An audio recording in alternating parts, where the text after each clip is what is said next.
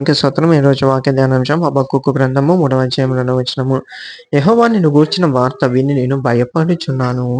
యెహోవా సంవత్సరములు జరుగుచుండగా నీ కార్యము నూతనపరచుము. సంవత్సరములు జరుగుచుండగా దానిని తెలియచేయము. కోపించుచునే వాత్సల్యమును జ్ఞాపకమునకు తెచ్చుకొనుము. చూడండి, దేవుని గురించి ఒక వార్త హబక్కూకు విన్నాడు. ఆ వార్తను బట్టి ఆయన భయపడుతున్నాడు. అయితే ఇక్కడ ఏమంటున్నాడంటే, సంవత్సరములు జరుగుచుండగా నీ కార్యము నూతనపరచుము.